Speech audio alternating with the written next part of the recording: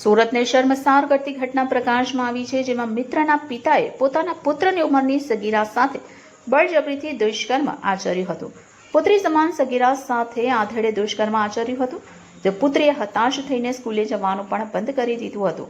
આખરે માતાએ પુત્રીને પૂછતા સમગ્ર હકીકત બહાર આવી હતી, જેથી માતાએ તાત્કાલિક પોલીસ મથકે પહોંચી નરાધમ વિરુદ્ધ પોલીસ ફરિયાદ નોંધાવી હતી, જ્યાં પૂણા પોલીસે 45 વર્ષીય નરાધમ સંજય ફળદુની ધરપકડ કરી આગળની વધુ કાર્યવાહી હાથ ધરી છે. શહેરના પૂણા વિસ્તારમાં એક રેપની ઘટનાની ફરિયાદ નોંધાયેલ છે. આ ઘટનાની હકીકત જોતાં 2.5 વર્ષ પહેલાં આ કામના ફરિયાદીની દીકરી, જે માઇનોર ઉંમરની છે અને શાળામાં અભ્યાસ કરે છે, તેની સાથે એમના પાડોશમાં રહેતા એક પુખ્ત ઉંમરના વ્યક્તિએ અવારનવાર તેની ઉપર મરજી વિરુદ્ધ રેપ કરવા અંગેની ફરિયાદ નોંધાયેલ છે.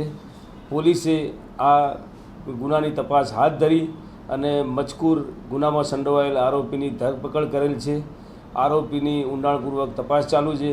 ભોગ બનનાર તેમજ આરોપીની મેડિકલ ચકાસણીની કાર્યવાહી પણ કરવામાં આવેલ છે અને વધુ પુરાવા મેળવી સાયન્ટિફિક ઇન્વેસ્ટિગેશન પૂણા પોલીસ સ્ટેશનના ઇન્સ્પેક્ટર શ્રી નાયકે હાથ ધરેલ છે.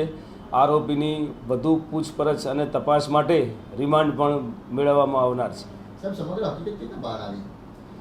આ કામના ફરિયાદીએ પોતે તેની દીકરીને નર્વસ રહેતી હોય અને પૂછતા દીકરીએ પોતે એ પ્રકારે હકીકત જણાવતા તેની માતાને જાણ થતાં તેઓએ પૂણા પોલીસ સ્ટેશન ફરિયાદ નોંધાવી છે. આરોપી ફરિયાદીના સામે જ પૂણા વિસ્તારના સીતાનગર વિસ્તારમાં સોસાયટીમાં પાડોશી તરીકે સામે રહેતા હતા.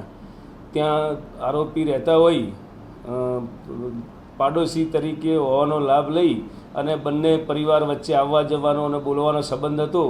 એ દરમિયાનમાં ફરિયાદીની દીકરી એમના ઘરે ભણવા માટે તેમજ રાત્રે રોકાવા માટે ગયેલી. એ દરમિયાન આ ગુનો બનેલાની હકીકત બહાર આવે છે.